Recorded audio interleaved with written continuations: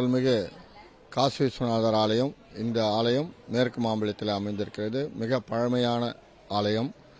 சுமார் 300 வருடங்களுக்கு மேல் இந்த ஆலயம் இந்த மேற்கு மாம்பலம் பகுதியிலே அருள் பாலித்துக் கொண்டிருக்கிறார்.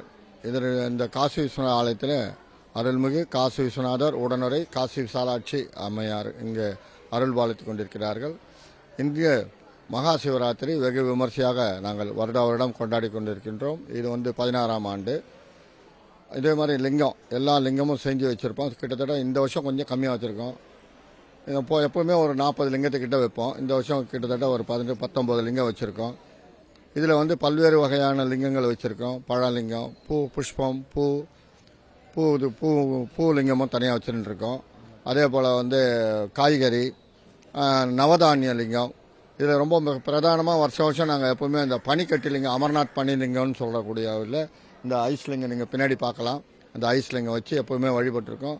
கிட்டத்தட்ட இங்கே ஒரு 10,000 பேர் இங்கே இன்னைக்கு 6 மணிலேருந்து இந்த விசிட் பண்ணியிருப்பாங்க. குறைந்தபட்சம் பண்ணியிருப்பாங்க. நன்றி.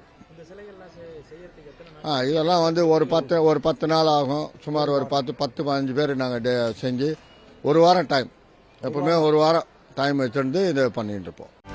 செய்திகளை உடனுக்குடனும் துல்லியமாகவும் தெரிந்து கொள்ள சப்ஸ்கிரைப் பண்ணுங்க.